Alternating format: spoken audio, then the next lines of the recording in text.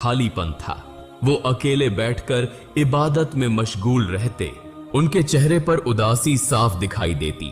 अल्लाह ताला को आदम की यह हालत मालूम थी, इसलिए उन्होंने जिब्राइल अलैहिस्सलाम को भेजा। जिब्राइल उनके पास आए और मुस्कुराकर पूछा, ए आदम, जन्नत तुम्हें कैसी लग रही है?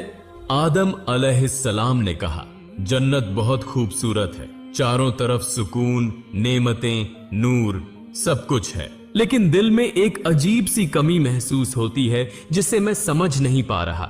जिब्राइल ने कहा, ए आदम, मैं समझता हूं, अल्लाह ने मुझे इसी मकसद से भेजा है।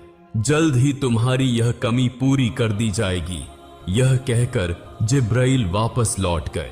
अगले दिन फजर से पहले जब आदम अलैहिस्सलाम हल्की नींद में थे, तभी जिब्राइल अलैहिस्सलाम अल्लाह के हुक्म से उनके पास तशरीफ लाए।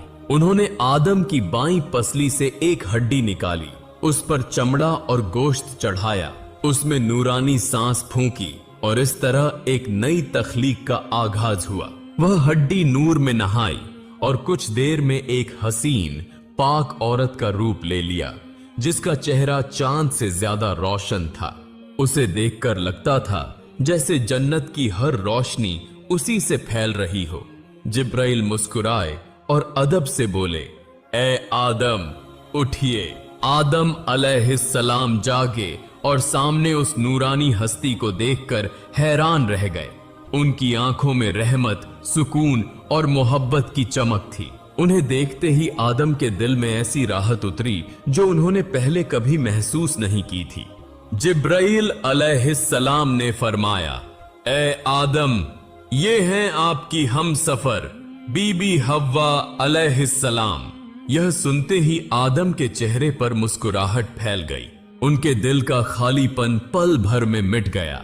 तफसीरों में आता है कि दुनिया की तमाम औरतों में सबसे ज्यादा हुस्न बीबी हव्वा को दिया गया था।